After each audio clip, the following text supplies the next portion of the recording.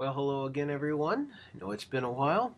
Uh, Today we're going to look at some things about phrase structure. So, up here on the screen, very famous thematic material from Beethoven's Ninth Symphony, Fourth Movement. Let's give it a listen. Let's get the sound in our ear so we know what we're dealing with. And it's very simple stuff, and let's just listen.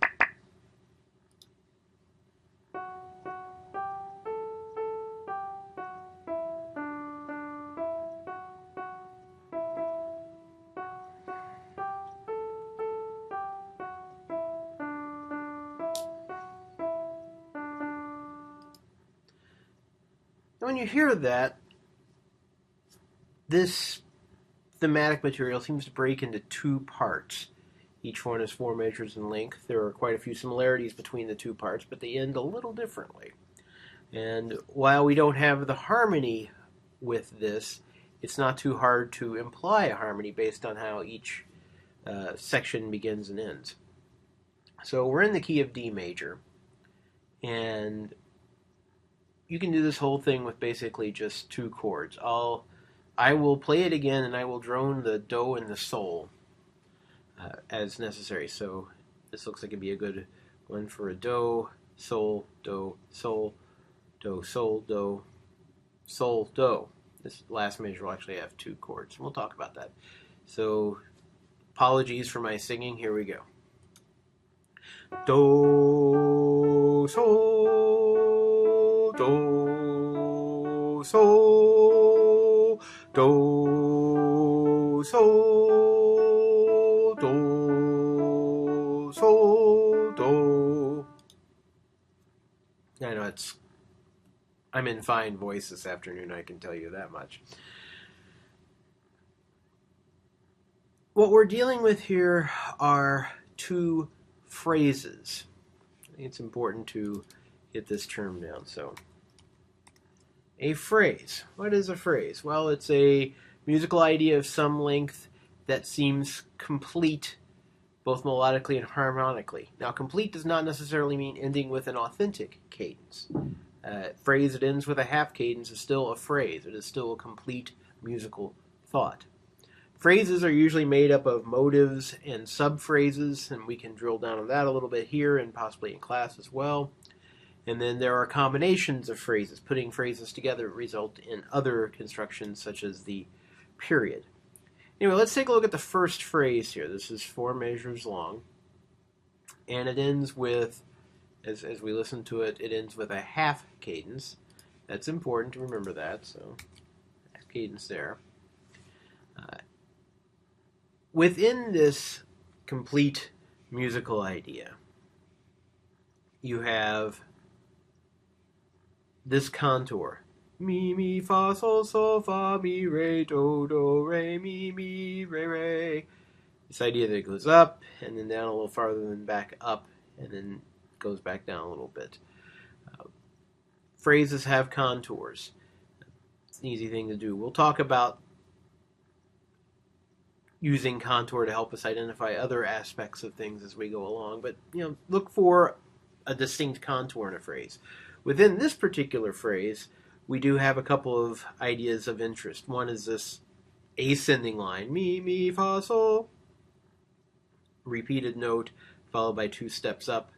And then the next little motivic idea is sol, fa, mi, re, this descending 4-quarter note line.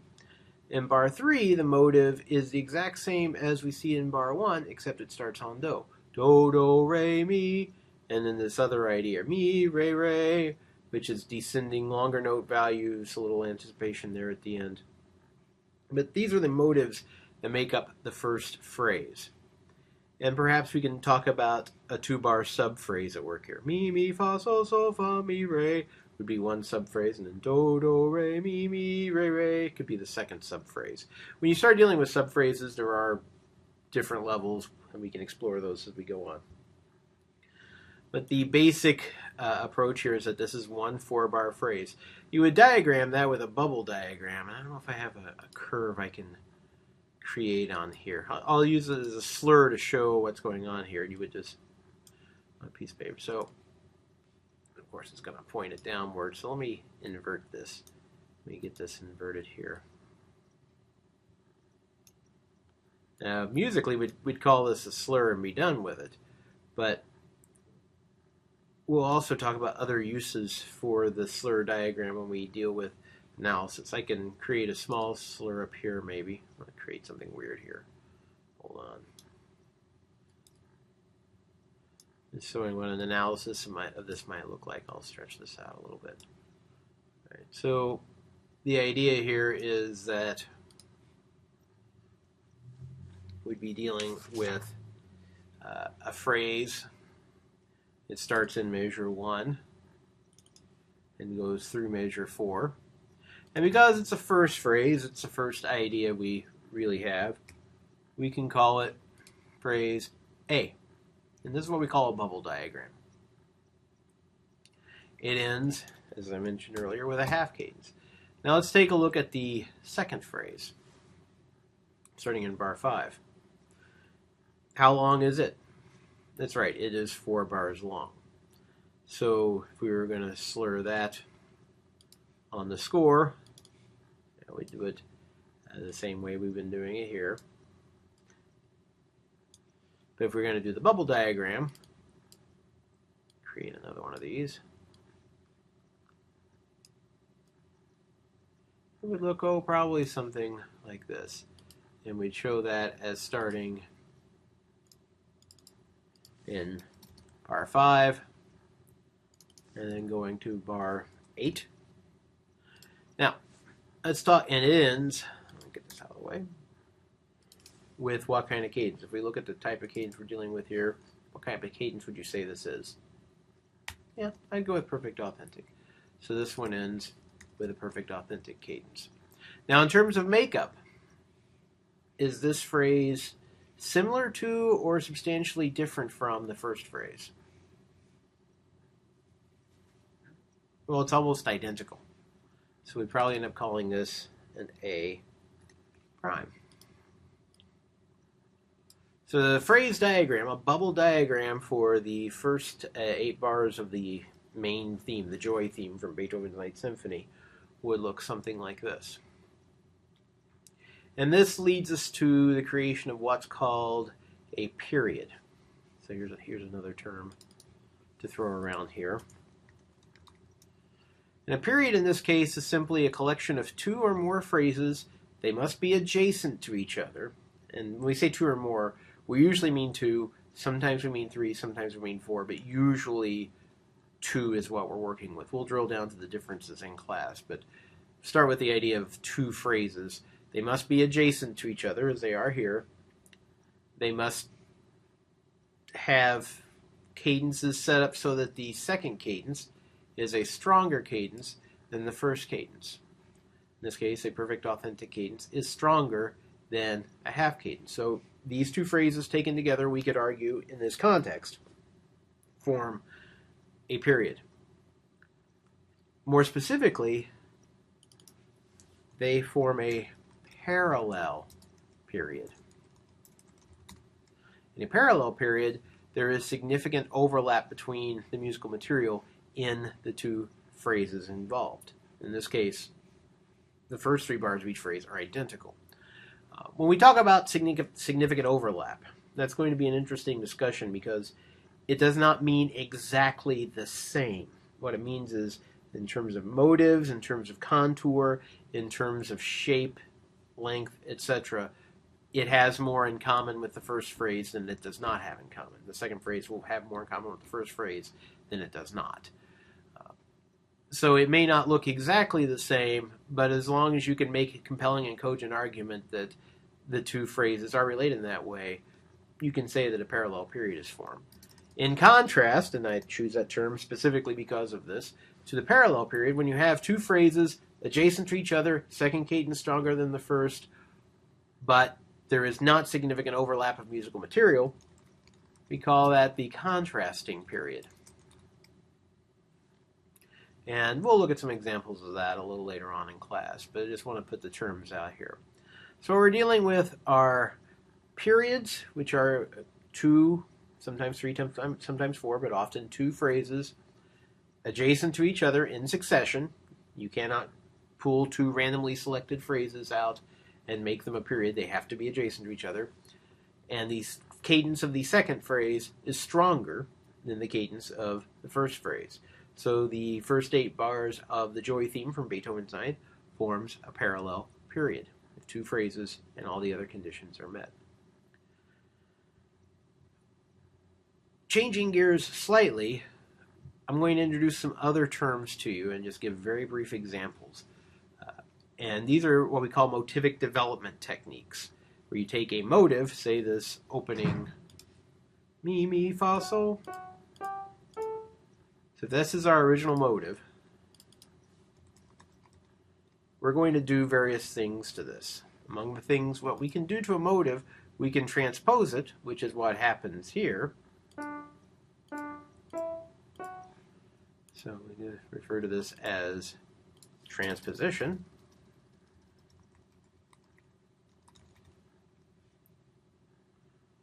We can take the motive, we can turn it upside down, in which case, let me go ahead and get some space cleaned off here. In which case we can refer to that as inversion.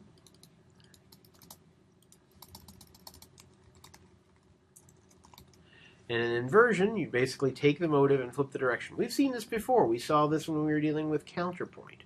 This is nothing new to us. We can run the motive backward.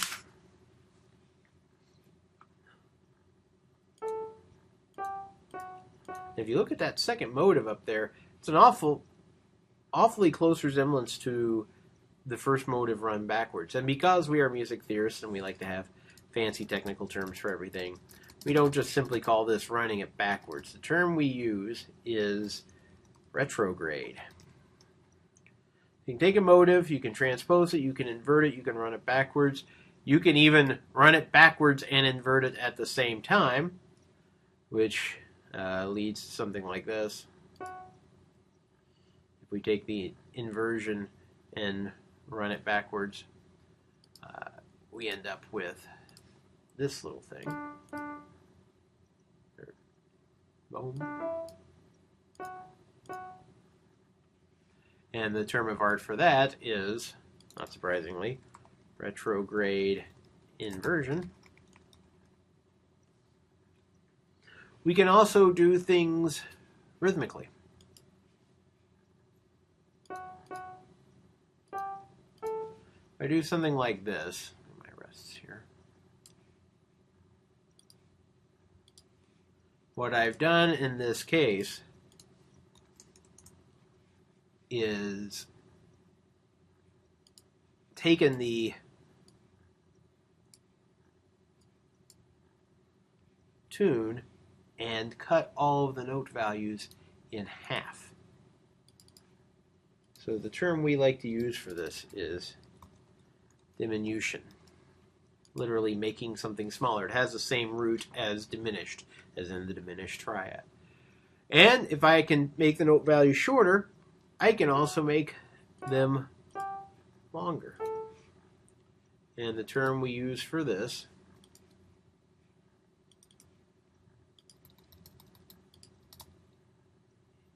is augmentation. Augmentation and diminution are rhythmic techniques. There are other things we can do with the motive in terms of the pitch content, but we'll drill down on that a little farther on.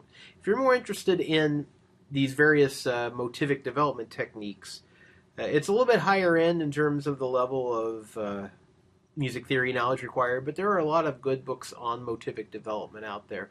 I'm thinking of Epstein's Beyond Orpheus, Frisch's Developing Variation in the music of Brahms and the Principle of Developing Variation by Walter Frisch. And if you want to see motivic development in action, I recommend spending a lot of time with Beethoven. I think you'll find it certainly enjoyable. Well, this is a good introduction to what's going on here. We'll be drilling down a little bit more on these as we go along here, but as always, thanks for watching and have a great day.